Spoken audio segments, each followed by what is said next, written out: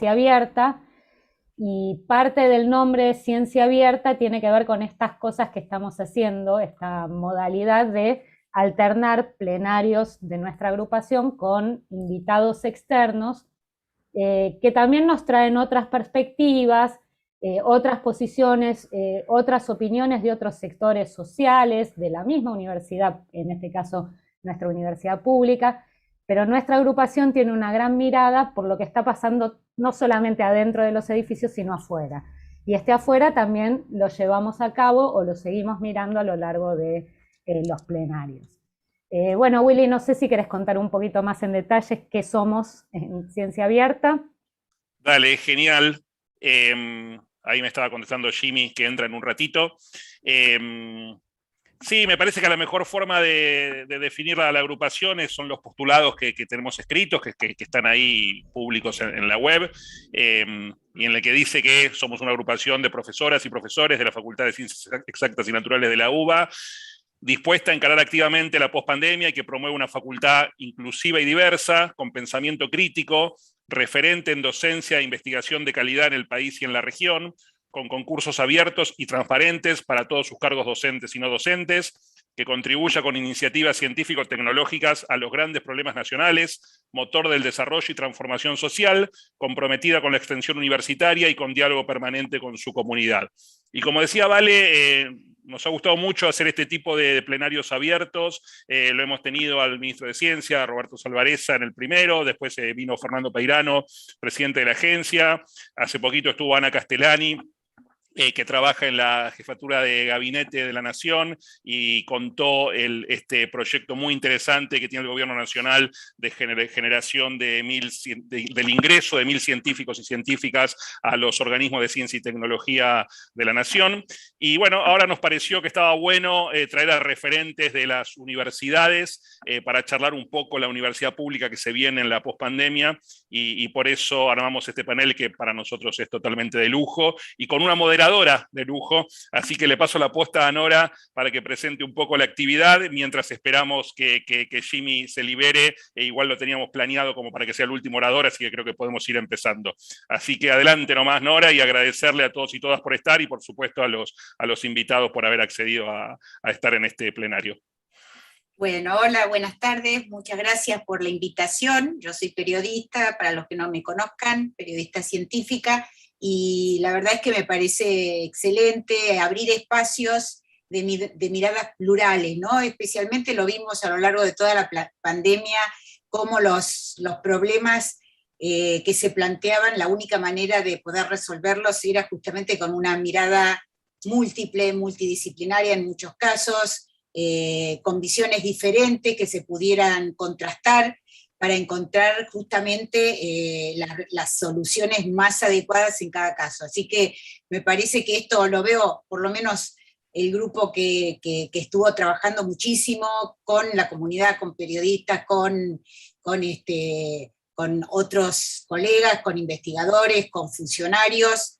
Me pareció una iniciativa fantástica y que dio frutos excelentes, ¿no? Porque siempre lo que se le critica a la universidad es un poco esta posición de la torre de cristal, ¿no es cierto?, de endogamia, de no comunicación con lo que está afuera, con los que toman decisiones, con no comunicación con los que son los que trazan las políticas que uno quisiera que fueran basadas en la evidencia. Así que celebramos estos espacios siempre que se dan y de donde vengan.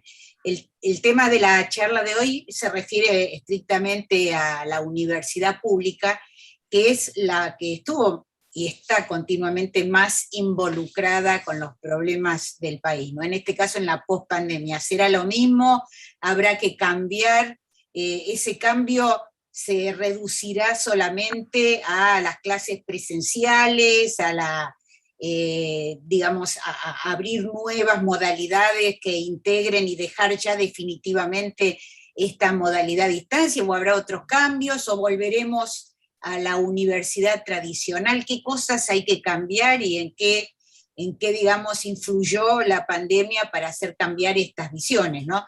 Me da la impresión que los cambios a lo que que se sugieren o a los que invita a pensar esta charla tienen que ver con algo que va mucho más allá de lo que tiene que ver con la modalidad presencial o no presencial de las clases, o con una modalidad que tiene que ver con lo pedagógico, sino más con la relación de las universidades con el resto de la comunidad. Pero bueno, veremos qué nos dicen los invitados de hoy. Como dijo Willy, tres invitados de lujo. Mario Lozano, ex rector de la Universidad Nacional de Quilmes, secretario de Educación, Culturas y Deporte del municipio de Quilmes, virólogo e investigador del CONICET.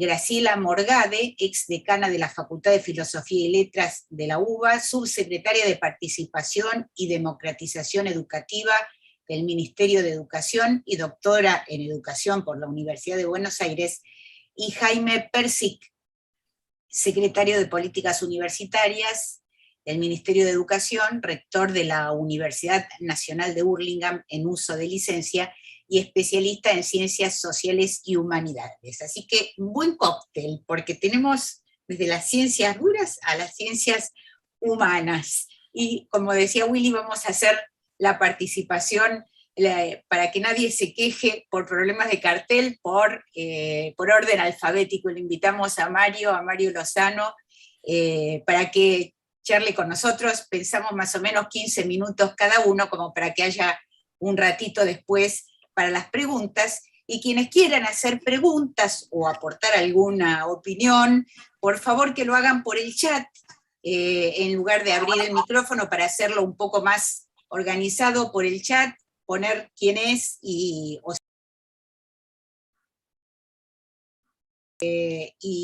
nosotros las vamos a ir leyendo, o las irán leyendo los propios ponentes. Así que Mario, hola, buenas tardes, ¿cómo estás?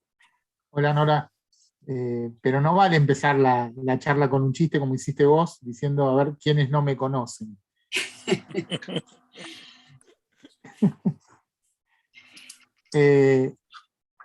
Nada, quería avisar primero que Jimmy lo que me acaba de decir es que él terminó su clase, pero le abrieron una reunión paritaria con el gremio docente, así que está quizás un poco atrasado. Problemita, bueno. Me dijo lo mismo y dijo, vayan empezando que apenas pueda me sumo. Bueno, gracias Nora. La verdad es que yo siempre creo que pensar la universidad en el futuro no puede separarse de pensar la historia de nuestra universidad.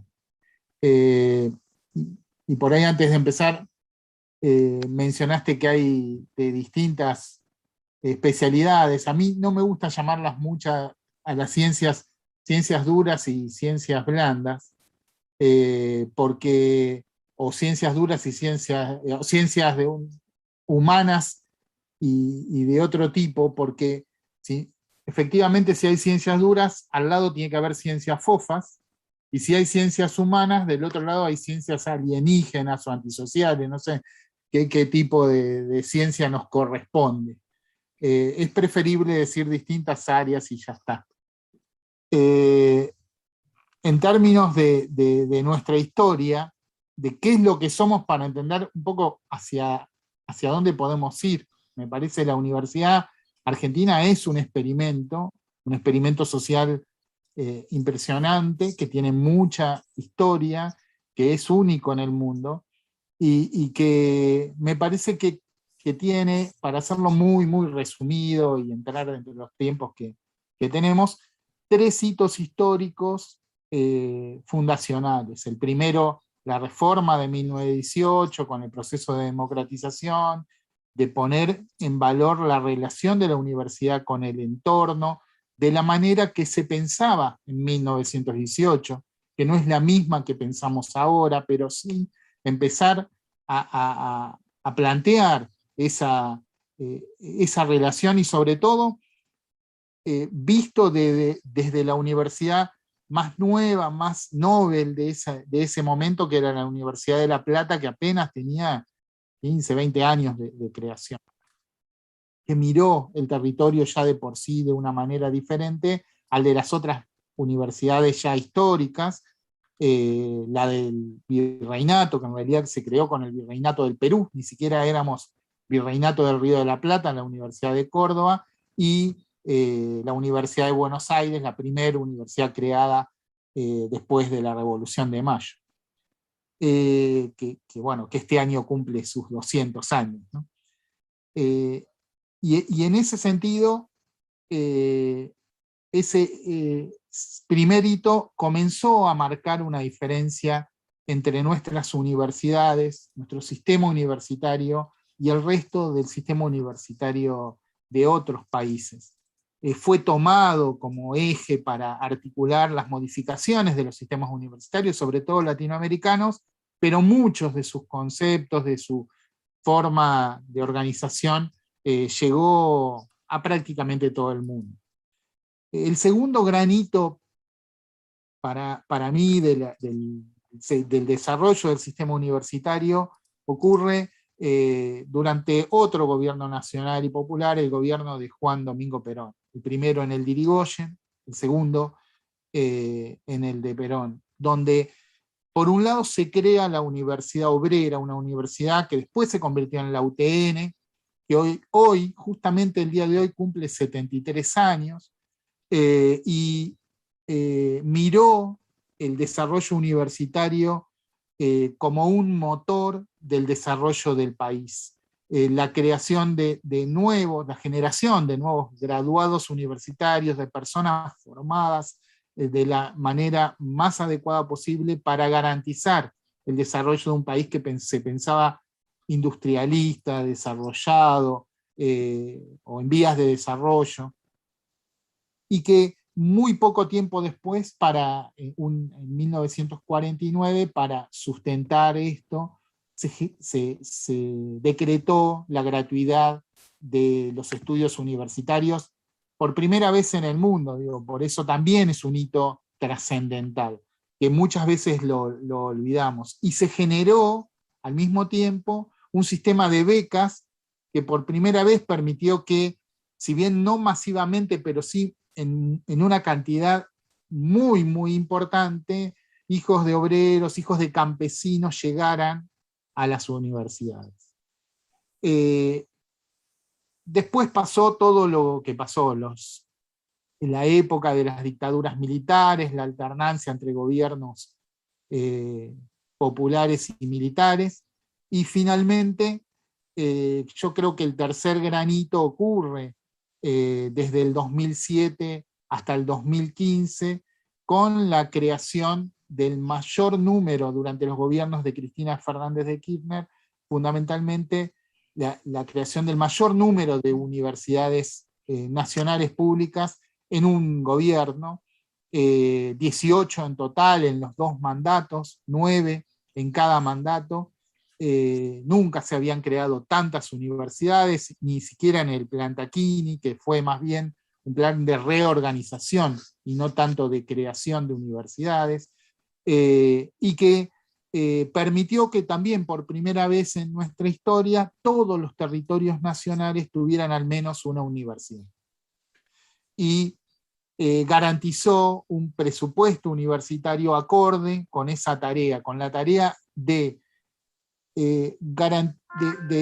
sostener esos tres pilares que las conferencias de educación superior que venimos haciendo, ya la tercera que se realizó en el 2018 en Córdoba, la primera en La Habana, la segunda en Cartagena de Indias y la tercera en Córdoba, han definido como pilares del desarrollo universitario, que son esencialmente garantizar que cualquier actividad de nuestras universidades, y puede ser extendida en realidad a cualquier actividad educativa en cualquiera de los niveles, tiene que tener tres características. La primera es la calidad, la segunda es la inclusión y la tercera es la pertinencia.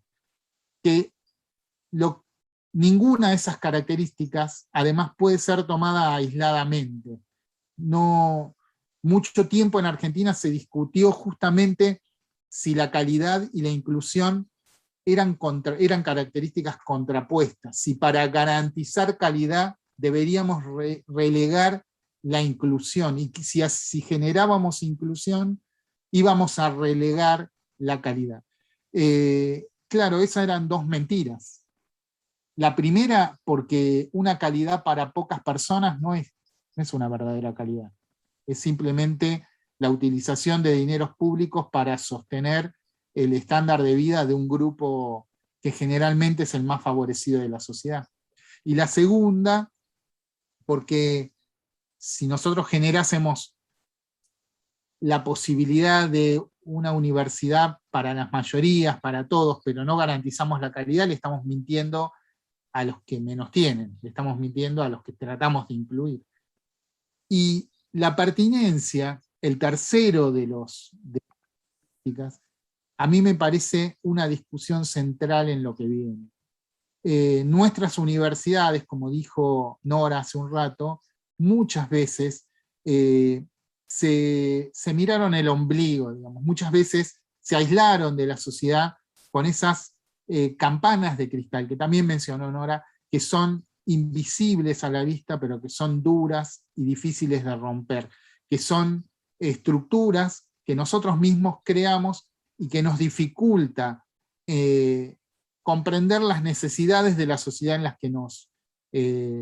que trabajamos, con las que coordinamos, y que generalmente cuando intentamos romperlas, muchas veces cometemos el error de ponernos como universitarios en un pedestal que lo único que logra es mantener esa situación de no integración con las necesidades de la sociedad.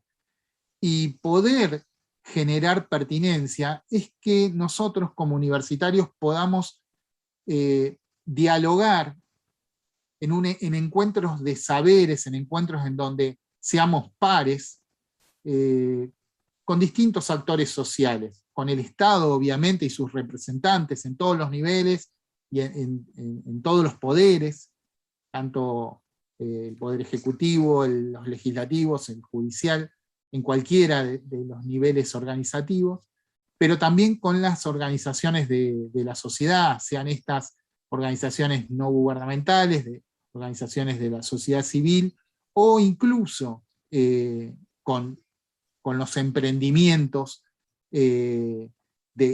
comerciales, industriales, siempre entendiendo el rol que la universidad cumple, tratando de equilibrar ese rol para acompañar a la sociedad.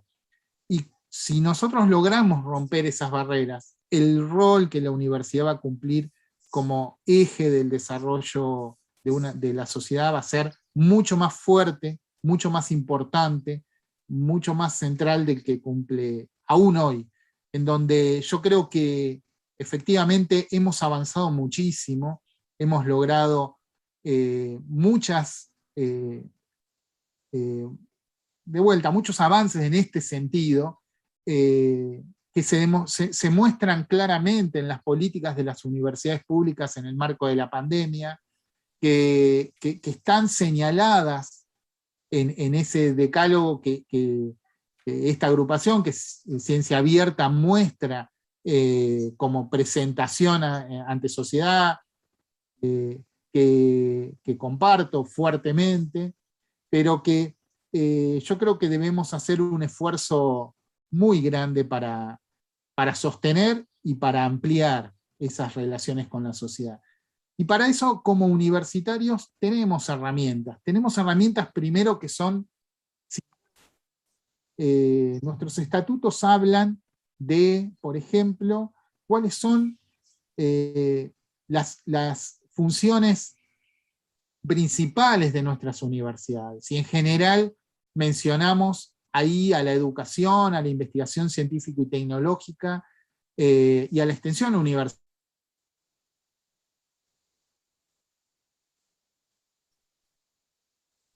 A ver, parece que hay algún problema técnico, ¿no? Lo perdimos a Mario. Ahí volviste. Hola. Ahí volviste. Ahí está, Mario, ahí tenemos. Bueno, decía, dice que mi conexión a internet es inestable, hay un cartel que me señala, no sé si... Siempre lo hice después, cuando ya se arregló. Bien, bien. Decía que tenemos 3 funciones principales que todos acordamos en las universidades, que son la educación, tanto en el grado como en el posgrado, la investigación científica y tecnológica y la extensión universitaria. Durante mucho tiempo, la tercera de estas funciones, la extensión, es la hermana menor de las otras 2. Y lo tomábamos muy naturalmente. Yo creo que en los últimos 10, 15 años eso ha cambiado drásticamente y muchos hemos entendido el rol de la extensión universitaria, como lo señala el decálogo que mencioné de esta agrupación de Ciencia Abierta. El rol de la extensión universitaria es central en el desarrollo de toda la universidad. Aprendimos que cuando hacemos buena extensión universitaria, eso acompaña y mejora a la investigación científica y tecnológica, y acompaña y mejora a la educación en todos sus niveles. Y entonces, el siguiente paso que tenemos que dar es, si creemos eso en realidad, es poder sostener eso con hechos, y sostener eso con hechos implica también inicialmente una cuestión simbólica, y es valorar los logros que se hacen en extensión universitaria de manera análoga a los logros que se hacen tanto en educación como en investigación. Nosotros somos capaces de, cuando tenemos un concurso docente, somos muy capaces de valorar cuánto produce un investigador, cuánto produce incluso un investigador que se dedica al desarrollo tecnológico, o en distintas áreas, en áreas sociales, en áreas de ciencias humanas, en áreas de ciencias de la educación, en cualquier área, nosotros tenemos parámetros, tenemos algunos acuerdos que nos permiten evaluar. Nos cuesta mucho más evaluar la extensión universitaria, pero es un rol que tenemos que empezar a debatir y a discutir y poner en valor. Poner en valor la extensión universitaria implica también poner en valor las otras actividades sustantivas de la universidad. Y lo segundo es algo más práctico, no ya tan simbólico. Bueno, esto tiene algún grado de practicidad, porque si uno evalúa, después reconoce el desarrollo de una persona en esa área, lo reconoce con puntaje, lo reconoce con posibilidad de acceder a través de esas producciones a un concurso. Pero también hay una cuestión de apoyo económico a estas actividades, que también tenemos que sostener económicamente en forma análoga al cómo sostenemos las otras actividades, tanto la educación como la investigación. Y cuando logremos eso, vamos a tener equiparación de roles. Vamos a lograr que estas actividades en realidad puedan articular desde un lugar de igualdad todas estas actividades sustantivas. Y me parece que además tenemos que empezar a repensar las actividades sustantivas, y no porque han surgido a fines del siglo XX y principios de este siglo nuevas modalidades de actividades sustantivas que las universidades tenemos que empezar a pensar si las vamos a valorar o no, y cómo en el caso de valorarlas. Entre ellas, bueno, el desarrollo tecnológico es la innovación, el desarrollo, la transferencia tecnológica es una de esas actividades que se desprende un poco de la extensión y se desprende un poco de la investigación científica, y ver si efectivamente qué rol le vamos a ofrecer dentro del ámbito universitario, tanto en reconocimiento como en fortalecimiento económico a esas actividades. La difusión científico y tecnológica es otro, que implica democratización del conocimiento, todo esto que hemos hecho muchos de quienes están aquí en esta época de pandemia, de tratar de difundir el conocimiento científico, el conocimiento los debates informados en la sociedad, por todos los medios posibles, usando las redes sociales y los medios de comunicación más tradicionales. ¿Qué valor le vamos a dar desde la universidad a estas actividades? Ninguno, lo vamos a dejar librado a la decisión y al gusto de nuestros profesores, de nuestras profesoras, de los investigadores. Que no vamos a pensar en la importancia que tiene la democratización del conocimiento, no vamos a pensar que eso puede ser también una actividad sustantiva de nuestras universidades. Y esta pandemia nos ha puesto también en ese lugar, ¿no? Nos ha puesto en la posibilidad de repensar qué son esas actividades. Y a mí me parece como que esta historia plebeya de la Universidad Argentina, que se refleja en los hitos fundacionales y que se pone en juego con estos debates que tienen que ver con qué rol, distintas actividades que hacemos nosotros como personas, como docentes universitarios, investigadores, extensionistas, difusores del conocimiento, innovadores, lo que seamos, en distinta proporción, se va a jugar, se debería jugar en un debate, en una nueva ley de educación superior que merecemos discutir. Es que hemos podido trabajar con esta ley que existe, que es una ley que viene del menemismo, digamos, de un pensamiento más liberal, más neoconservador, pero que la verdad que tampoco nos ha trabado demasiado mientras las intenciones de nuestras instituciones ha sido mejorar y ampliar derechos, pero que efectivamente también una ley de educación superior es un hecho simbólico que muestra qué queremos, hacia dónde vamos y dónde nos posicionamos en el mundo, y vale la pena discutirla, y creo que merecemos una discusión en ese sentido. Y creo que un último debate, perdón, nada de cerrar debates, un debate adicional es el rol que tienen las tecnologías en la educación, en la investigación, en la extensión, en todo este juego que hacemos como participantes de una comunidad universitaria y de una comunidad en sociedad. Y las tecnologías que también la pandemia ha puesto en relevancia. A mí me tocó, como dijo Nora, dirigir una universidad que fue pionera en el uso de un campus virtual para enseñanza, tanto de grado como de posgrado. Fue la primera universidad argentina que comenzó con esta modalidad allá por 1989, o sea, muy cerca del inicio de la masificación de Internet como herramienta. Y la verdad es que todos los actores de la universidad que participamos teníamos nuestros resquemores con esta modalidad. Y fue la decisión del rector de ese momento de la universidad de llevarla adelante, y la verdad es que fue una excelente decisión. Y ahora lo vemos, ¿no? Todas las necesidades que cada universidad ha podido cumplir y dar respuesta a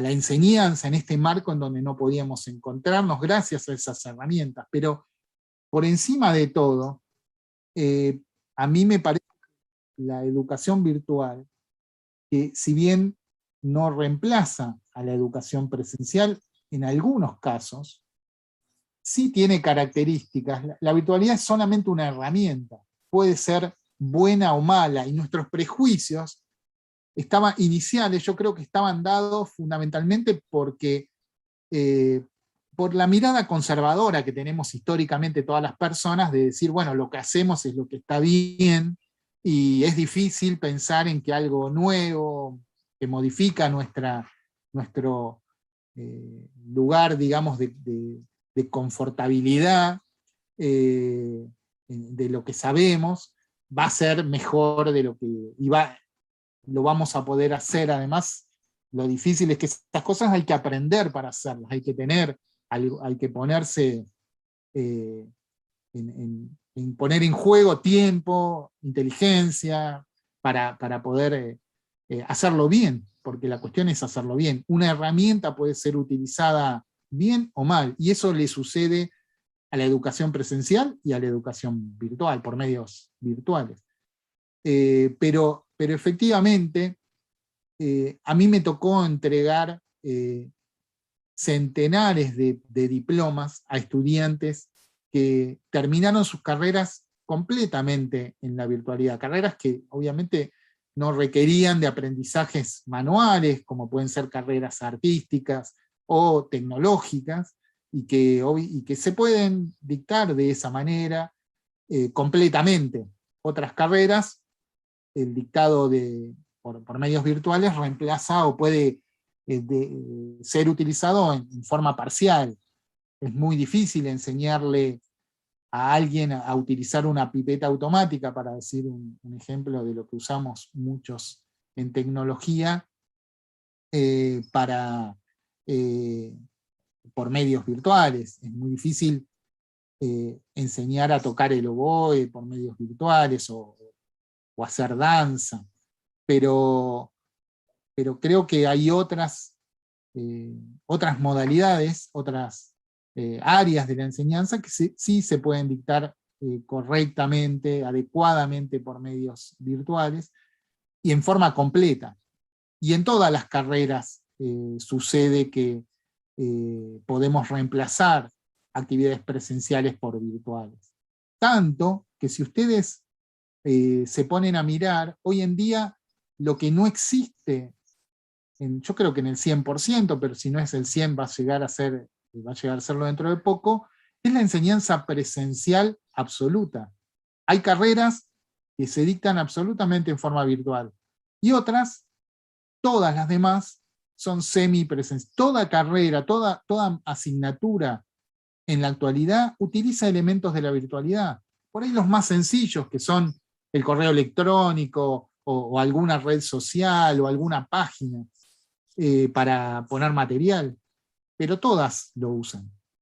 Ya no existe la no virtualidad en ningún lado, y eso también es un esquema de estos tiempos que va a ser adoptado en el futuro. Yo creo que a raíz de eso y del lugar en el que nos puso la pandemia, de obligarnos a adaptarnos a un nuevo sistema, los elementos de la virtualidad llegaron para quedarse y para ampliar su rol, porque hemos aprendido que se puede hacer buena educación, como también mejorar las relaciones humanas en términos de mejorar la relación científica y los intercambios científicos, y lo vamos a ver también en extensión en el futuro, y en las otras actividades de las universidades, que estos medios van a ser utilizados cada vez en mayor proporción. La cuestión es que nosotros tenemos que garantizar allí la calidad, como en todas nuestras actividades, y la pertinencia. Mario, detesto me toca el papel antipático de... Acabo de finalizar, Nora. Perfecto. Si no, te iba a pedir que redondearas para tener el tiempo necesario para el resto de los que participan en la mesa. Te agradecemos muchísimo. Bueno, hiciste un recorrido bien abarcador, y me parece con varios puntos interesantes, de los cuales ya tomé nota para el momento después en que abramos las preguntas. Graciela Morgade, te invitamos a tus 15 minutos de fama. Bueno, considerando que el compañero usó más de 15 minutos, me voy a considerar con cierto derecho para extenderme un poco. Sí. Yo siempre digo 15 porque estoy contando que va a haber un excedente. Bueno, gracias Nora, un honor. Gracias Willy, bueno, Mario y Jimmy cuando se sumen, una alegría estar por acá. Como yo soy como medio más local que los dos compañeros de la mesa, me voy a permitir, vieron, siendo parte de una tribu, siempre uno se siente como con más derecho a hacer la autocrítica, digamos, ¿no? A veces mirándolo como de afuera hay cierto decoro, ¿no? Cierto decoro, cierta elegancia, no, yo quiero conservar el decoro y la elegancia, obviamente, pero voy a hablar de la uva, digamos, porque finalmente también nos convoca una actividad que es en el marco de la Universidad de Buenos Aires, ¿no? Y realmente creo que muchos de los componentes, de los contenidos que planteó Mario, sobre todo críticos, son absolutamente aplicables a la Universidad de Buenos Aires, tal vez más que a otras. Coincido en esta periodización que plantea Mario y en este tercer momento, los gobiernos kirchneristas, la creación de muchas universidades, pero no solo, universidades con un mandato social, un hábitus de fuerte articulación o de fuerte diálogo con sus territorios, ¿no? Creo que esa generación, sobre todo esa generación, fue creada, me imagino que si Jimmy llega rector de Burlingame, ¿no? Fue creada con un proyecto político muy explícito de calidad, inclusión y pertinencia. Así que estoy de acuerdo con esa periodización y con esa caracterización. Y yo siempre me pregunto, ¿cómo es posible que teniendo a la Universidad de Buenos Aires, la ciudad de Buenos Aires tenga los niveles de desigualdad, la dualización entre el norte y el sur, la precarización en las viviendas, la desigualdad en los servicios educativos, la desigualdad? ¿Cómo puede ser que la Universidad de Buenos Aires no se haga cargo y no nos terminemos de hacer cargo de que el territorio de la ciudad de Buenos Aires, de la Universidad de Buenos Aires, es la ciudad de Buenos Aires, ¿no? La Universidad de Buenos Aires tiene como territorio, muchas veces lo dije, en muchos lugares, parece que tuviera como territorio el universo. Y esa desterritorialización, por supuesto que tiene mucho que ver con unitarios y federales, centro y periferia, en fin, la construcción de las clases y del poder en la Argentina, ¿no? Porque, bueno, la ciudad de Buenos Aires está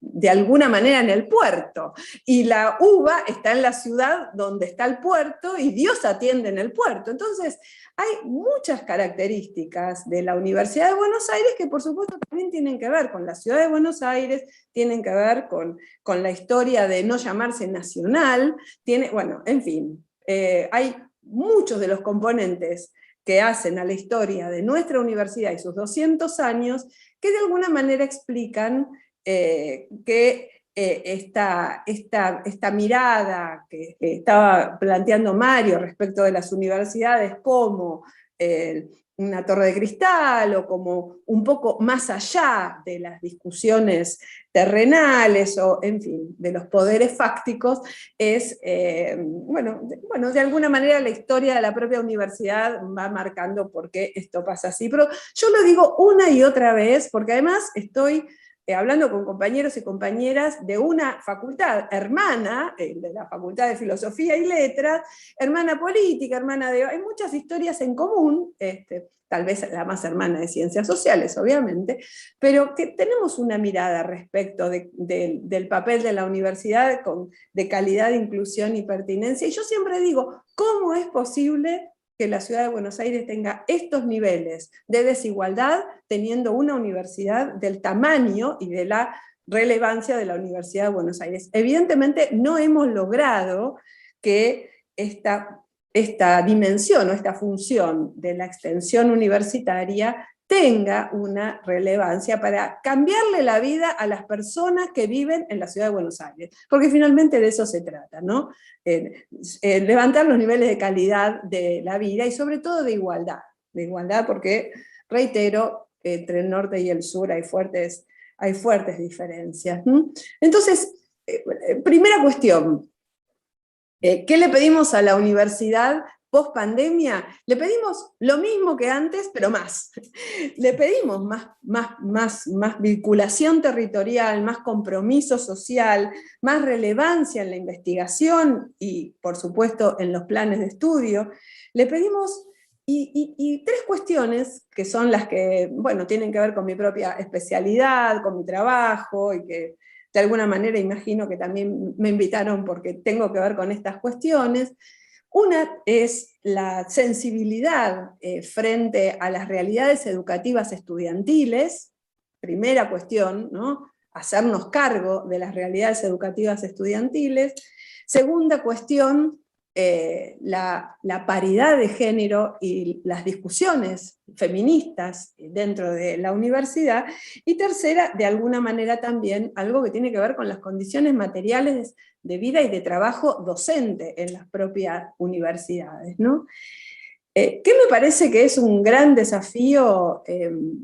Estoy trabajando en el Ministerio de Educación en este momento, en la subsecretaría a mi cargo está el Progresar, y de alguna manera el Progresar es una especie de panóptico respecto de las condiciones estudiantiles, que son duras y precarias, ¿no?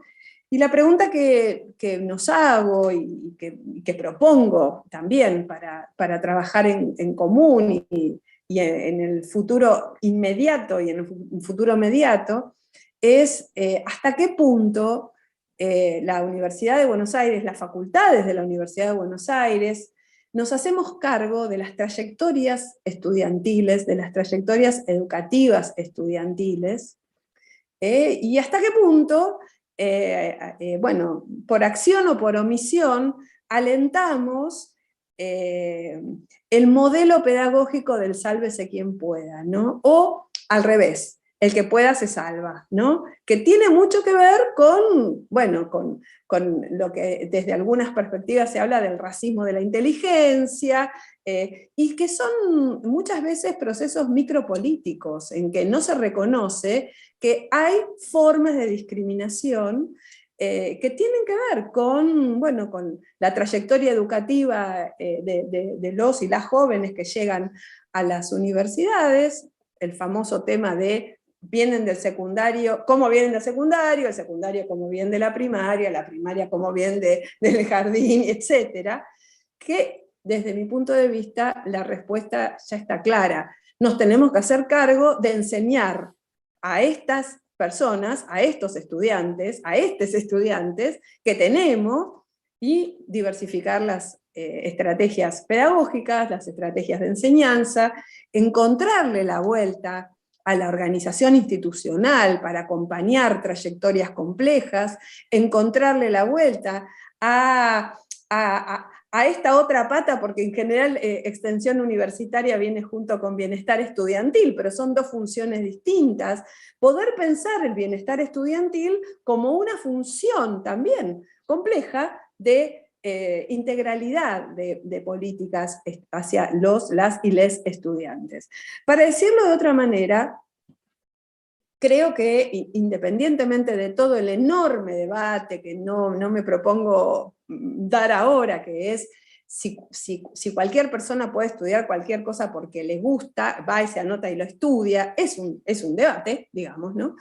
Pero más allá que de ese debate, la pregunta es ¿cómo mejoramos las tasas de egreso de nuestras universidades? Porque realmente siguen siendo tasas, siguen siendo tasas bajas, desde una perspectiva de una pedagoga, en todo caso, que soy, ¿no? Entonces creo que ahí hay también un tema para mirar en el mediano y largo plazo, La pandemia nos puso en evidencia las desigualdades, fuertes desigualdades, también la pandemia puso en evidencia bueno, los recursos desiguales y también puso en evidencia la falta de recursos nuestros para darle una respuesta.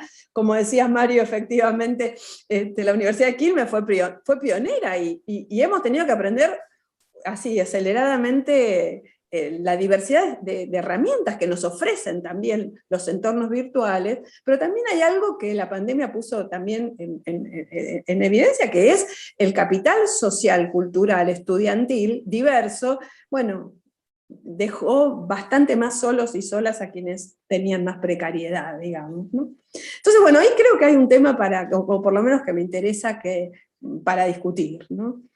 El otro tema que también me interesa para discutir, que hablaba de las condiciones materiales de trabajo docente, bueno, creo que también tenemos importantes deudas, sobre todo en la Universidad de Buenos Aires, respecto de, bueno, ustedes hablaron en la plataforma de los concursos, y bueno, sé que hubo muchos concursos en la Facultad de Exactas, y tiene que haber más, por supuesto que tiene que haber más, pero evidentemente también venimos de una desfinanciación importante de las universidades públicas, y bueno, y sabemos que el mayor volumen del presupuesto universitario está volcado a los salarios docentes, esto también lo sabemos, y obviamente tiene que ver con justamente la lucha gremial, pero quiero decir, no quiero dejar pasar que también tenemos que pensar algo así como el puesto de trabajo en las universidades, seguir pensándolo en las universidades,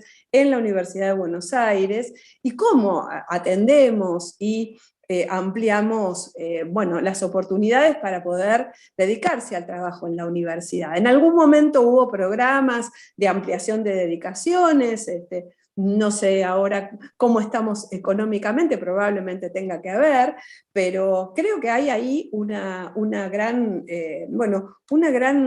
gran desafío que tiene que ver con poder mejorar las oportunidades de trabajo en las universidades, ¿no? Y el otro tema, bueno, ya hay preguntas por ahí después lo vamos hablando, ¿no? Pero, y el otro tema que quería plantear también en relación con los desafíos, tiene que ver con que la Universidad de Buenos Aires en general, en todas las facultades, en algunas más, en otras menos, pero es un territorio de la disputa y la lucha de los feminismos, ¿no? Y me parece que es de una enorme potencia. La discusión feminista de la epistemología, es decir, del conocimiento, de cómo fue construido el conocimiento, de quién es la voz que habla, quién es el dueño de la voz que habla cuando decimos, ¿no? Hacemos una afirmación científica, qué otras voces están silenciadas. Creo que la extensión universitaria / vinculación territorial de la que hablaba Mario es uno de los modos justamente de ampliar esas interlocuciones, pero los feminismos vienen a interpelar la episteme, ¿no? Vienen a interpelar, bueno, los problemas de investigación, los enfoques de la investigación, la participación, además, en particular de las mujeres en el campo educativo, y la visibilización de las disidencias sexogenéricas también en las aulas de las universidades. Creo que ahí hay una agenda muy potente porque, reitero, porque si hay alguna fuerza que puede cambiar la UBA, creo que pasa por ahí, porque discute el conocimiento, porque discute la relación pedagógica de alguien, ¿no? En la pedagogía clásica, alguien que sabe y alguien que no sabe, o en el teórico clásico, que está el profesor o la profesora dando el teórico allá arriba o allá afuera o en algún lugar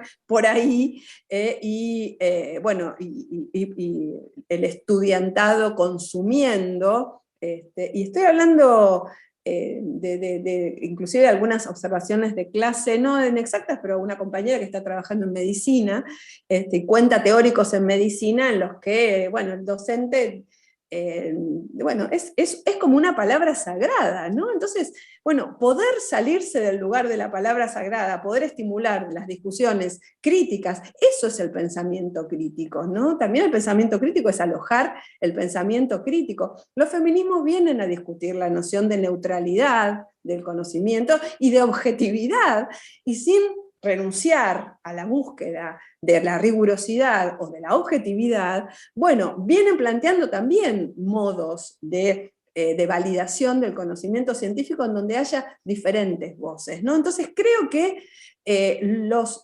movimientos feministas, las discusiones feministas, son parte del presente y del futuro de las universidades en general y de la UBA en particular. Me parece que son una fuerza potente, que además se agregan a una discusión institucional bien interesante. Hace unos años, cuando se estuvo discutiendo el protocolo de atención de casos de violencia de género en la UBA, hubo algunas decanas y también decanos que se sorprendieron y se preguntaban, ¿cómo? ¿Hay violencia de género en la universidad? Es literal, estoy describiendo una situación, ¿no? ¿Hay violencia de género? Las universidades son territorios, y vuelvo, ¿no?, de la discriminación, del patriarcado, son territorios también donde se procesan micropolíticamente formas de segregación. Bueno, los protocolos de atención en los casos de violencia de género también vinieron a visibilizar no solo las formas de la violencia de género, sino la desigualdad y las formas de la violencia en general de las universidades. Entonces, creo que acá hay una fuerza y hay un aliado político y hay un movimiento y hay una agenda que tiene una potencia enorme y bueno, y que me parece que forma parte de, no sé si es la pospandemia, pero es del tiempo que nos toca vivir, ¿no? Y una última cuestión. Creo, y esto también pensando en la Universidad de Buenos Aires, pensando en la formación docente en particular, pensando en el proceso de la UNICABA, de la Ciudad de Buenos Aires, el doloroso proceso de la UNICABA que llevó a 29 instituciones a estar en vilo.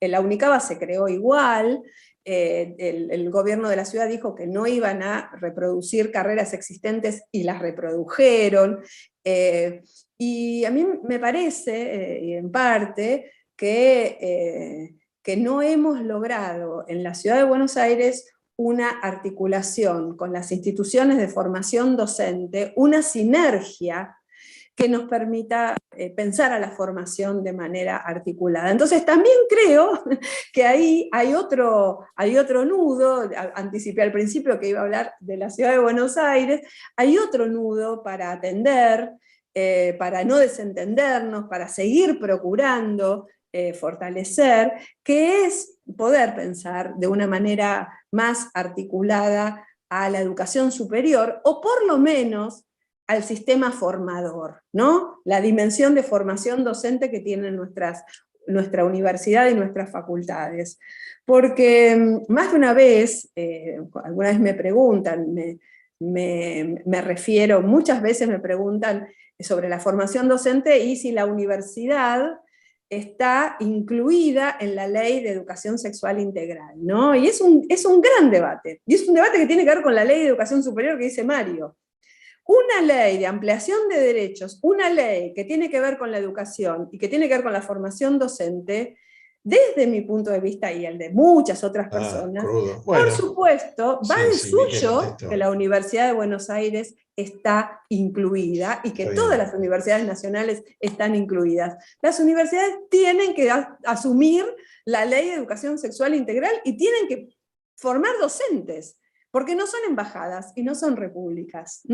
Entonces, esta asunción de la agenda de formación docente, esta incorporación articulada del trabajo con los institutos, creo que por ahí también hay una tarea por delante, y creo que es una tarea más que urgente. Así que bueno, estas son las deudas y las pendientes que quería presentar y bueno, nada, los discutiremos entonces. Gracias.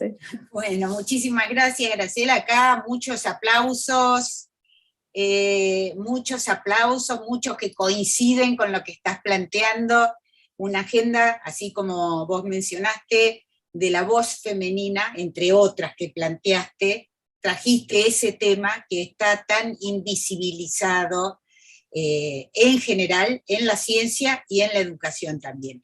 No sé si Jaime pudo sumarse.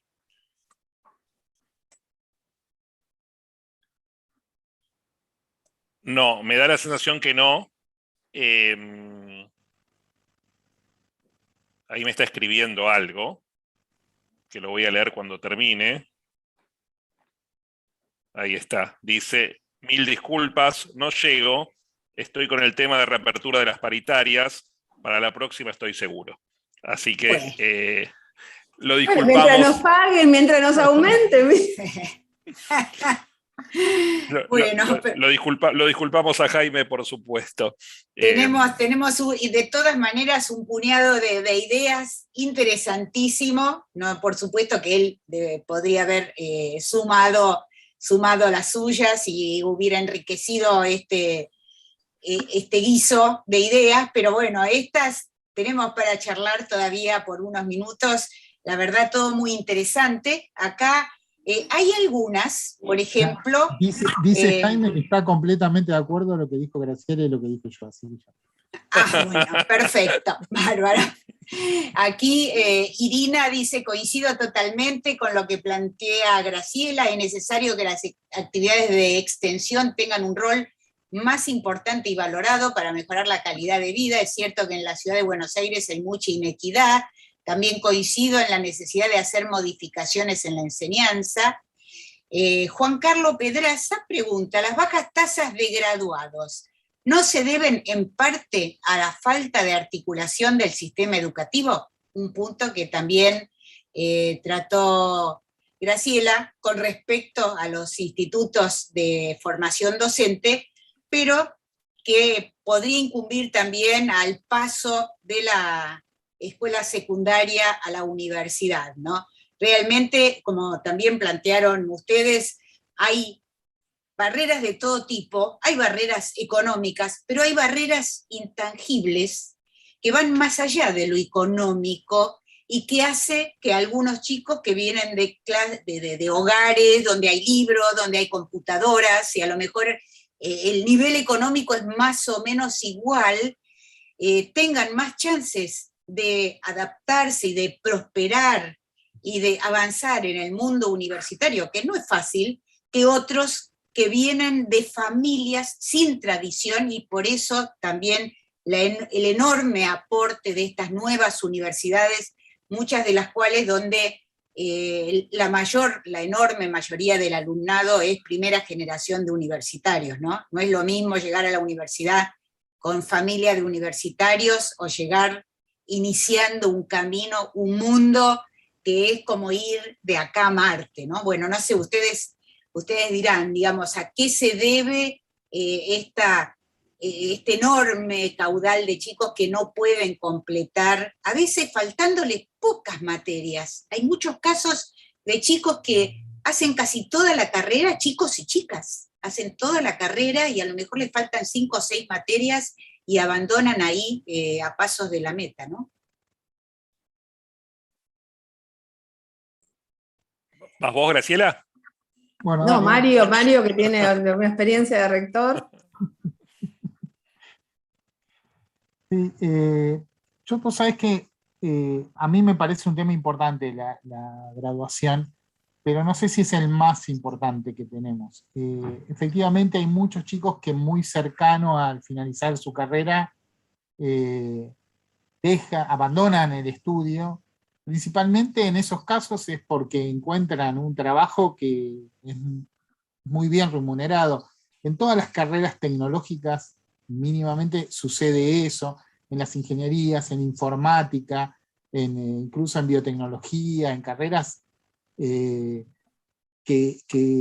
en la Universidad de Quilmes hemos generado como música electroacústica, que es una licenciatura en música, pero que está pensada para el desarrollo del expertise técnico en estudios de grabación, en estudios de audio, y que rápidamente tienen un mercado que los absorbe a una edad en la que los chicos empiezan a tener familia y rara vez carecen de necesidades, y entonces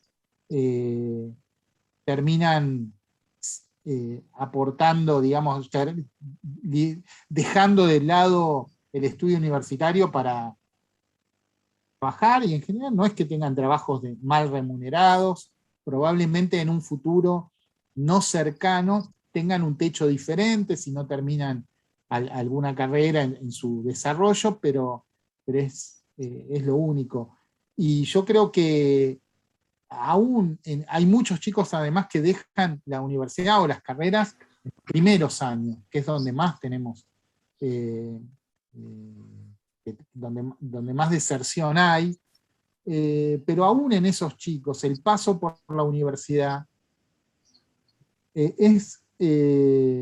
suele dejar una experiencia de vida que está demostrada incluso en la encuesta permanente de hogares, cuando se ve qué remuneración promedio tienen personas que adquieren distintos niveles educativos, y queda claro que quienes terminan una carrera universitaria en promedio son los que mejor remunerados están. En promedio, quienes tienen el nivel secundario están mejor remunerados que de los que solo tienen nivel primario, pero aquellos estudiantes que terminaron el secundario y hicieron algún paso por la universidad tienen un nivel de remuneración promedio intermedio entre el que tiene título universitario y el que terminó solo el secundario.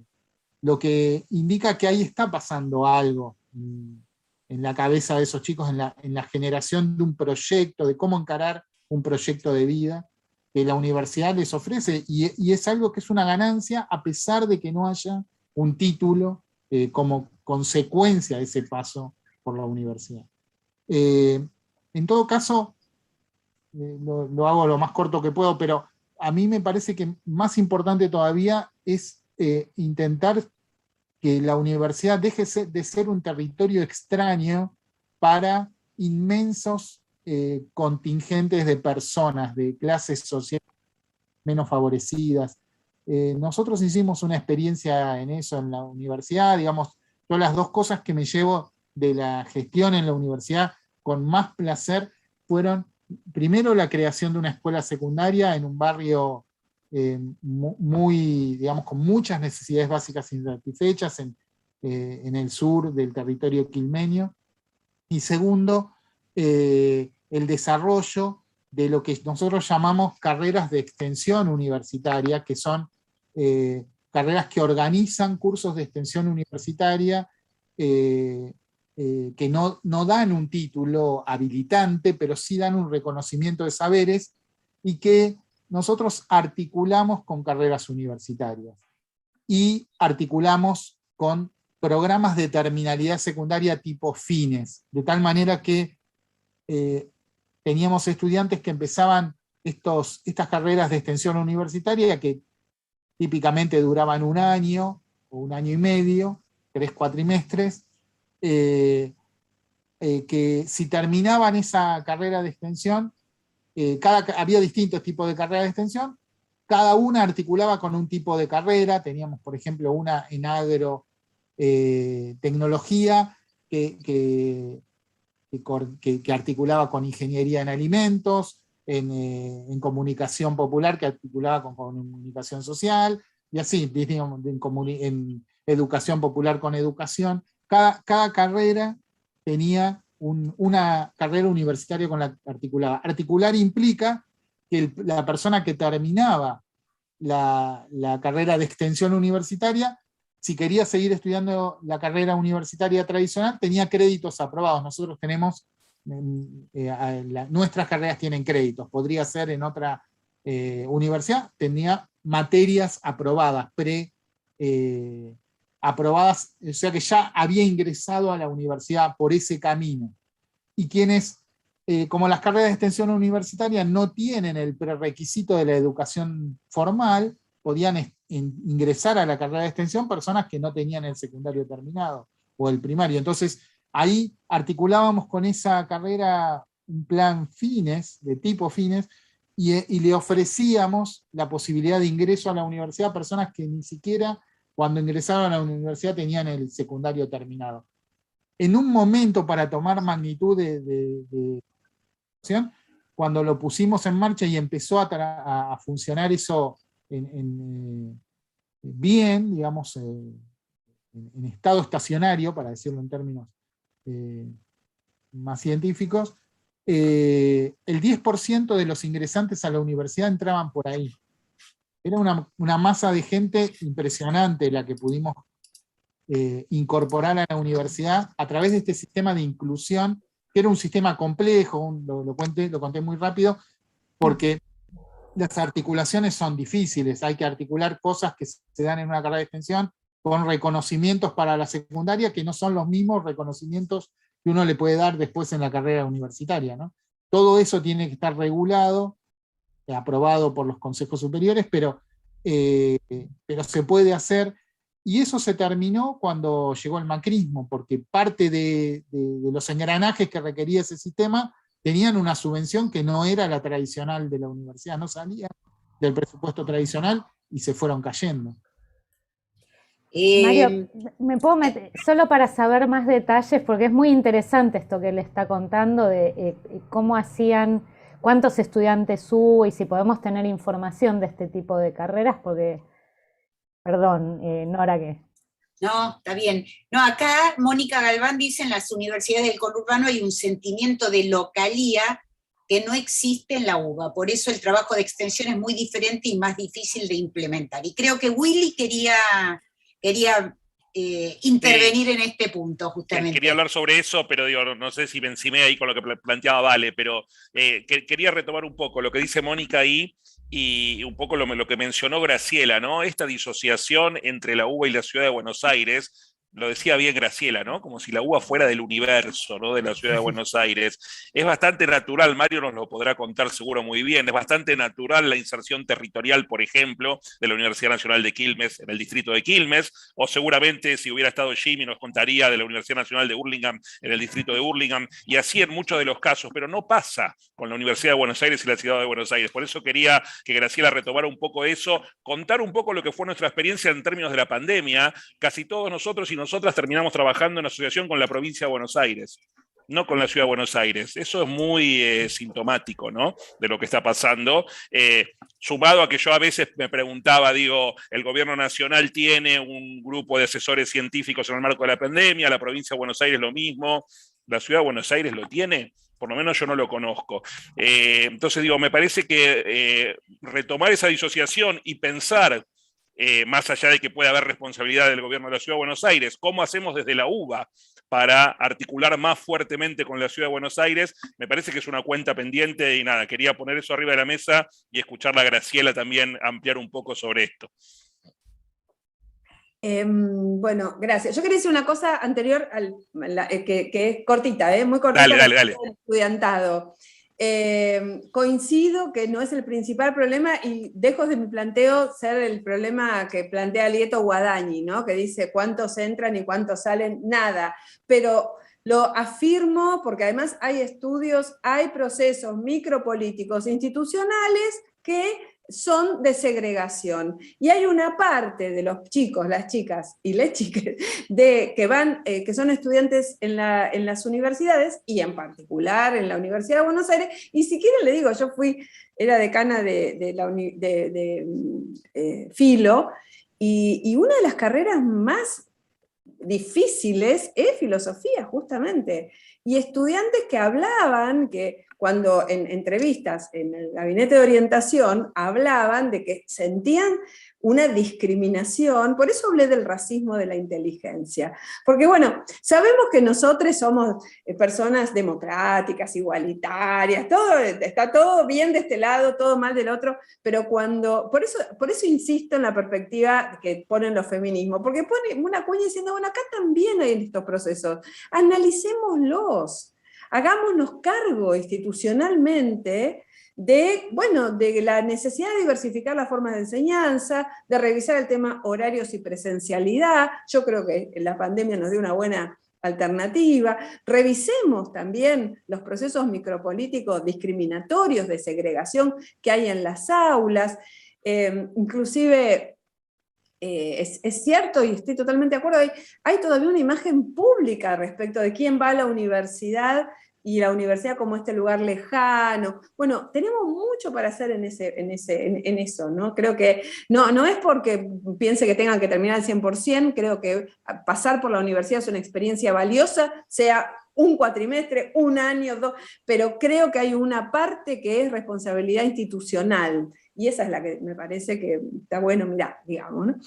Respecto justamente del territorio de la ciudad, yo no me refiero netamente, Willy, aunque siendo desde Filo lo hicimos, al gobierno de la ciudad, me refiero al compromiso territorial con la ciudad, ¿no? Con las organizaciones de la ciudad, con las villas de la ciudad, que ahora se llaman barrios, y poder tener una salida mucho más articulada, y no estoy diciendo que no hayamos tenido, porque exactas ha tenido, conozco experiencias de veterinaria, metiéndose con, hacer cuestiones de saneamiento en los barrios populares.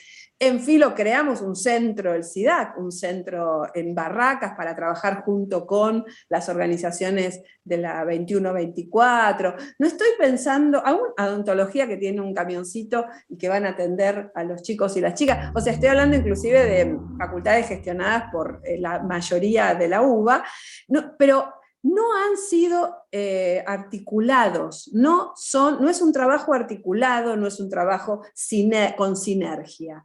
Y yo creo que un trabajo articulado con sinergia, que agarre odontología y la salud bucal, educación, que tome el tema animal, que tome el tema vivienda, que tome el tema... y un montón de todos los desarrollos que en Exactas tienen también, científico-tecnológicos, a mí me parece que podría haber un cambio sustantivo en la Ciudad de Buenos Aires, en la calidad de vida de las personas. Realmente lo creo. Pero digo, no es necesariamente con el gobierno de la ciudad. El gobierno de la ciudad le va a interesar si muestra efectos. Pero creo que es una mayor articulación y una decisión política. Porque quiero decir algo. Hay una división histórica en la... Perdón, Mario, creo que hay otras compañeros que no son del agua, pero nosotros estamos también pensando cómo salimos de esto, ¿no? En la Universidad de Buenos Aires. Y hay una especie de división totalmente instalada que están las facultades más académicas y las facultades más profesionales. Y esto se dice, y entonces las facultades académicas, que son las que están volcadas a la investigación, vaya a saber para qué sirve, y las facultades profesionales, que son profesiones liberales, que enseñan a las herramientas para sobrevivir en el neoliberalismo. O sea, y en realidad son todas falacias, porque no hay profesiones liberales, hay ejercicio liberal de las profesiones. Porque no hay nada menos liberal que un médico, una médica, un odontólogo, una abogada, un abogado comprometido con los derechos populares. Eso no es nada liberal. Eso es un proyecto popular. Entonces, no sigamos también en esta idea de las profesiones liberales y las profesiones académicas, porque esa dicotomía encierra otra vez una mirada totalmente autocéntrica. Y voy a decir algo más, que ya espero que no haya tantísima gente mirándonos, perdonen, pero yo creo que otro de los problemas que tiene la Universidad de Buenos Aires es que hace del pluralismo una bandera. Y el pluralismo muchas veces lo que termina siendo es que está loteada la Universidad de Buenos Aires, está dividida en facultades, y bueno, y cada facultad tiene su vida, tiene su política, pero porque creo, yo no sé si es, digamos, nosotros tenemos que tener un régimen democrático, pero que el pluralismo sea meramente que cada uno tiene un pedazo, también me parece que paraliza, ¿no? Entonces, esa es la caracterización que me parece que tenemos que hacer, que tenemos que poder hacer después de tantos años de vida democrática y de tantos años de hegemonía de una forma de conducción prebendaria de la universidad, ¿no? Voy a leer acá algunos apuntes. Irene Weiss, por ejemplo, da un contraejemplo de todo esto que venimos diciendo, porque es docente en la carrera de Ingeniería Ambiental de la UNTREF y se siente muy orgullosa de dar clase a chicos y chicas que son primera generación de profesionales en su familia, la gran mayoría, y tiene una tesista cum laude con promedio de 9,70 en la carrera, que tardó 10 años en graduarse porque debió cuidar a un hermanito, estudiar y trabajar. Es hija de un albañil y madre empleada, la madre es empleada doméstica, o sea, digamos, todo lo contrario de aquel o aquella que se encuentra con las dificultades, pudo sobrepasar. Pero claro, son casos, uno quisiera que fueran muchos, no sé si hay tantos de estos ejemplos, ¿no? Gloria Bonder dice, me parece que lo que se demanda son fronteras más porosas entre la universidad y los espacios y actores que están generando a mucha velocidad otras maneras de crear conocimiento, prácticas sociales, culturales y vínculos. Y a propósito de las fronteras porosas, de los vínculos con que me parece que está un poco en el nudo de la pospandemia, o sea, una universidad realmente de puertas abiertas, más allá de ese ingreso, digamos, abierto a todos, o el no cobro del arancel. O sea que realmente una universidad abierta va más allá de este tema del arancel o de la universidad libre, que se pueda ir sin pagar una cuota, ¿no? En general, la propuesta, entre comillas, moderna de la universidad desde hace algunos años fue la articulación de incubadoras, de para la transferencia de conocimientos, pero como vienen marcando ustedes en este ratito, no es solo eso la contribución de la universidad. La universidad podría contribuir con una cantidad de conocimientos que lo vimos en la pandemia, para justamente trazar estrategias y políticas públicas basadas en evidencia y que podrían enriquecerse mucho. Y voy a dar solamente un ejemplo muy mínimo, ¿no? Cómo se modificó el trazado del tránsito en la ciudad de Buenos Aires para volver a la ciudad, y el distanciamiento que hay entre su universidad y las decisiones de políticas públicas que hay en la ciudad. Se instalaron bicisendas, se cambiaron las calles, se decidieron una serie digamos, se instaló el metrobús, etcétera, ¿no es cierto? Todas esas decisiones se tomaron sin consultar para nada a los expertos en estas cosas. Tenemos una facultad de Arquitectura y Urbanismo, hay cátedra de tránsito en la Facultad de Ingeniería, pero nunca se consultó a nadie, nunca participaron los que están estudiando estos problemas desde hace añares.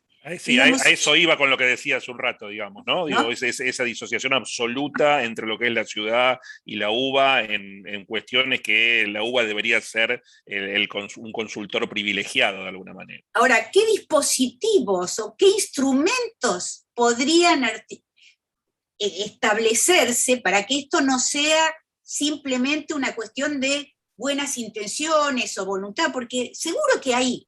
O sea, cuando se hicieron todas estas modificaciones, a mí personalmente me tocó hablar con un montón de gente que hubiera contribuido de mil amores a pensar, a discutir, a tratar de encontrar las mejores soluciones. Pero bueno, era un diálogo absolutamente interrumpido. ¿Se puede tratar de establecer algún instrumento para que esto no sea unas buenas intenciones o la mejor o peor disposición que tengan los propios docentes, los propios investigadores o los propios funcionarios de gobierno, sino que sea algo realmente establecido y que pueda agilizar un poco y aceitar este modo de relación entre la universidad y la ciudad?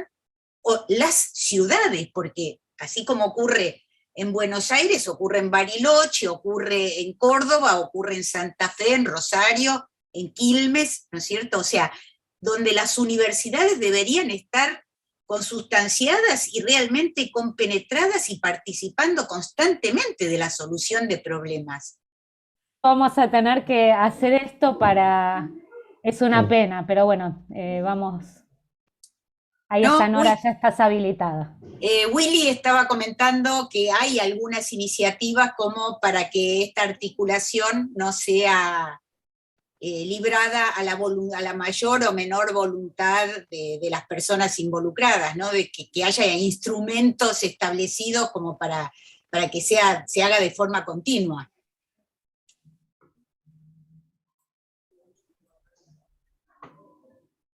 Ya, Willy, ahí te habilito. Esperanos un segundito. Ahí está. Ya podés hablar, Willy, creo. Sí, perfecto. No, sí, digo, aparecieron los trolls cuando justamente estaba comentando eso, que me parece que hay algunas iniciativas del MinSit. Bueno, hay un programa que surgió hace poquito, es el programa Impactar, que permite esas colaboraciones entre grupos académicos y ciudades, ministerios, distintos sectores públicos, que me parece que van en la línea de lo que planteaba Nora. Me parece que estaría buenísimo una articulación mucho más fuerte, como decíamos hace un rato, entre la UBA y la Ciudad de Buenos Aires, porque hay muchísimo para aportar en esos sentidos. Así que nada, me parece que hay que empezar a caminar para ese lado. Digo, desde el MinSit se ha visto eso y esas colaboraciones empiezan a existir, pero me parece que tenemos que pensar cómo, entre todos y todas, pensar cómo se articula mucho mejor esa relación entre la UBA y la Ciudad de Buenos Aires para que haya ese sentido de pertenencia que decíamos que se ve, por ejemplo, en las universidades del conurbano, que es mucho más claro, ¿no? Y aquí alguien comentaba que los profesores del conurbano no son extraterrestres, sino que justamente los docentes e investigadores de las universidades fueron formados en universidades como La Plata o Buenos Aires, que son las tradicionales, ¿no? Entre comillas. O sea que las personas que arman nuevas instituciones pueden contribuir a una nueva realidad universitaria en la que se presenten campos propicios. Tal vez esta tradición ahogue un poco las nuevas, vos lo dijiste, Graciela, arrastra una inercia, ¿no? La universidad con 200 años, muchas cosas buenas, pero tal vez esta inercia apague un poco la posibilidad de innovar, y esta será una de las tareas pendientes para la pospandemia, ¿no? Aquí pregunta abierta, ¿hubo en estos años algún proyecto para que la formación docente o las capacitaciones docentes en diseño de proyectos de enseñanza de aprendizaje hayan sido parte de una carrera docente o de evaluación docente? Dice, porque podemos ser nombrados profesores sin tener un ápice de conocimientos de pedagogía o TICs, empero sí experiencia o años de docencia. Sí, hubo. Efectivamente, hay algo larvario en ese sentido, pero nunca se ha aplicado masivamente. Digamos, algunas universidades le piden a sus docentes que hagan formación docente, en evaluación, en pedagogía, pero no a todos y no todas las universidades. No es algo que yo vea en el sistema universitario en forma masiva, por lo menos. No hay que preocuparse por estos muchachos o muchachas trolls. Hacen su juego, para algo les pagan, ¿no? Tienen que trabajar también, pobres. Bueno, no sé si, creo que las preguntas fundamentales las mencionamos. No sé si ustedes quieren hacer un cierre así pequeño de 2-3 minutos como para resumir, digamos, qué ven, cuáles serían los 2 o 3 puntos principales para trabajar en la pospandemia. Esperemos que haya una pospandemia, que estemos entrando ya y que no se nos venga otra ola que atrase todo. Pero de aquí en más, aprovechando, como decíamos recién, la pandemia con todo lo malo que trajo estas cosas buenas, ¿no es cierto? O sea, demostrar que, digamos, que nuevas tecnologías pueden enriquecer y pueden facilitar la llegada de la universidad a más alumnos, a más estudiantes.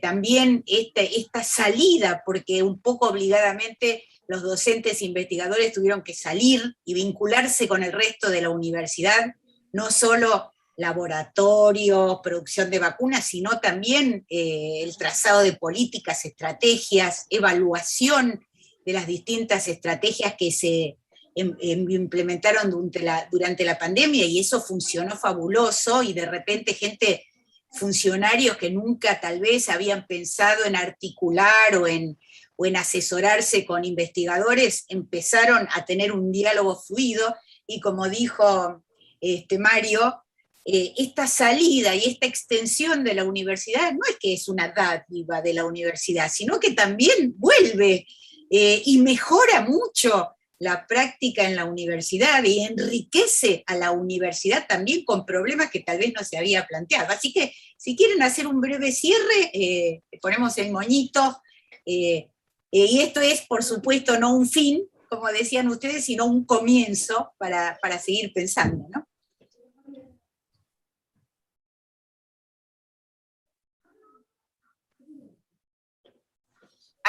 Creo que hay que habilitar el sonido. Creo que estabas habilitado a hacerlo, ahí te habilito.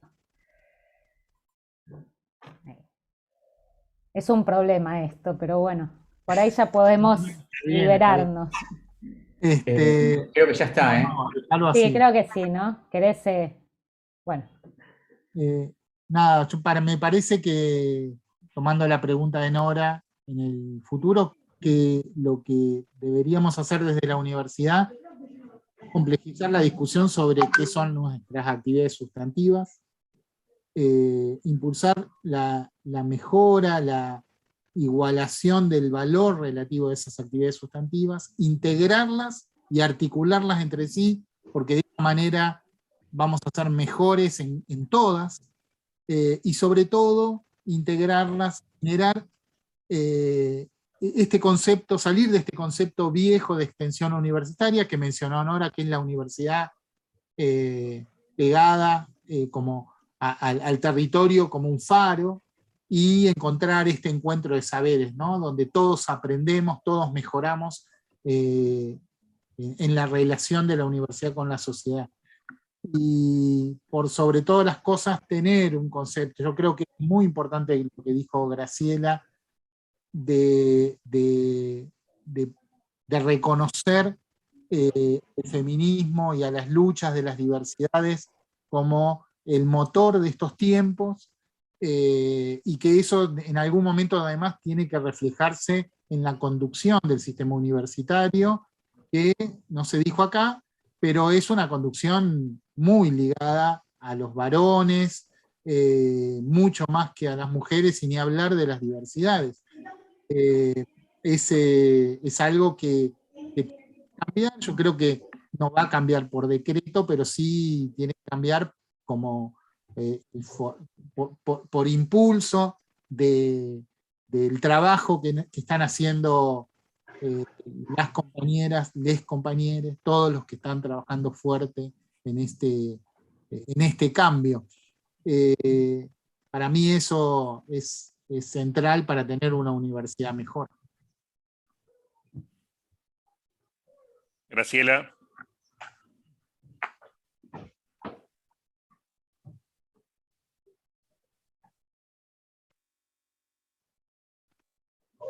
La tenés que habilitar, ¿vale?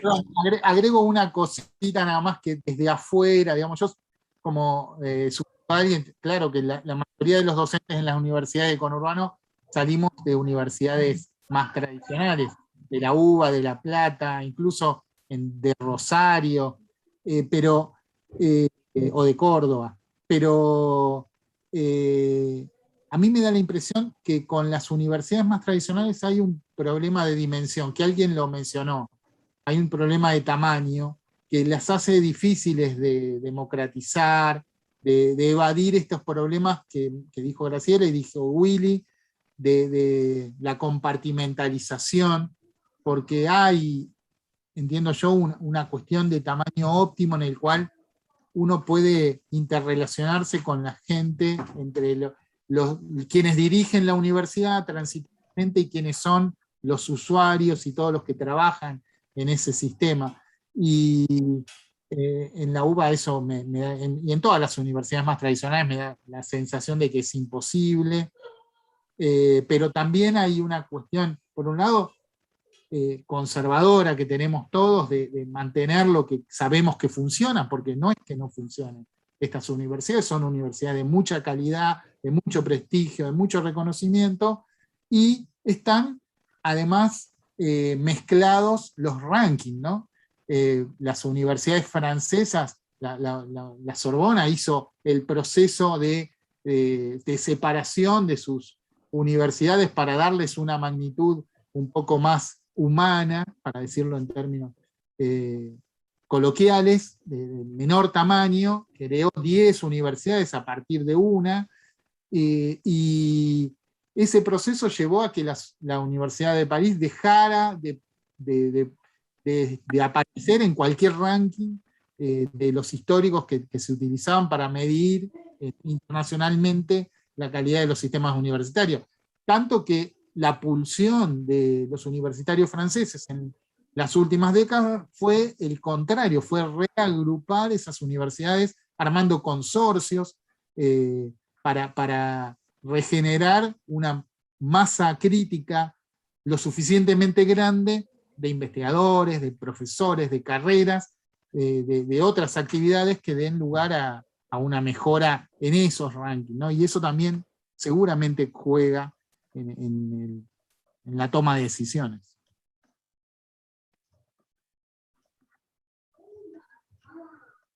Le dejamos el cierre a Graciela. Ahí me desmuteé. No, va a ser muy cortito porque estoy totalmente de acuerdo. Como Jimmy, que está de acuerdo. Creo dos cosas. Una es que, tres.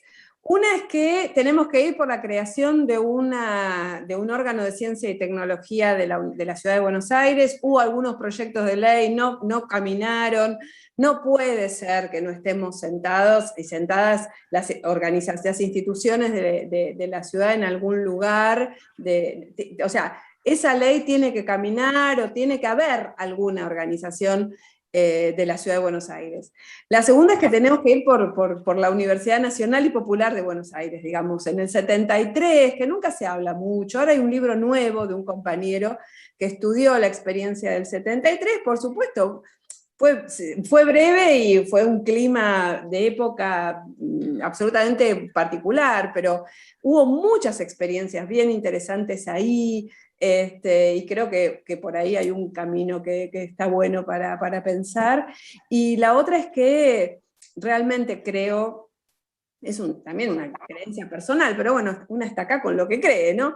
Que la universidad se tiene que sentir parte del sistema educativo, es educación. Es educación, es sistema educativo. Y esto tiene muchísimas consecuencias, no solo porque forma docentes, sino porque realmente creo que integra el sistema educativo y tiene también mucho de las políticas del sistema educativo deberían permear a la universidad, digamos, ¿no? A mí me da la impresión de que la participación de las universidades en el Consejo Federal de Educación es bastante formal, me da la impresión de que hay como una especie de, no digo de ministerio paralelo, pero realmente de un funcionamiento muy paralelo del resto del sistema educativo. Realmente ahí me parece, no estoy hablando de la UBA, estoy hablando del Ministerio Nacional, estoy hablando de las políticas, me parece que por ahí también tenemos que pensar un poco a las universidades, no como parte del sistema educativo, pero bueno, y nada más. Bueno, les agradecemos muchísimo, muchísimo, realmente es fantástico, uno se va con tantas preguntas como respuestas, lo cual siempre es muy bueno, así que no sé, Willy... por el lado nuestro, agradecerte a vos, Nora, por la participación y por la moderación, a Graciela y a Mario por haber estado acá, a Jimmy también, que no pudo estar, pero que tenía toda la voluntad de estarlo y que seguramente en la próxima estará, y seguiremos debatiendo acá en Ciencia Abierta de los grandes temas que tienen que ver con la ciencia, con la educación, con la universidad pública. Nos parece que es algo que hay que mantener, que hay que continuar, y que son debates que tenemos que dar, sobre todo para sacar mucho más a la Facultad de Ciencias Exactas y Naturales hacia el afuera.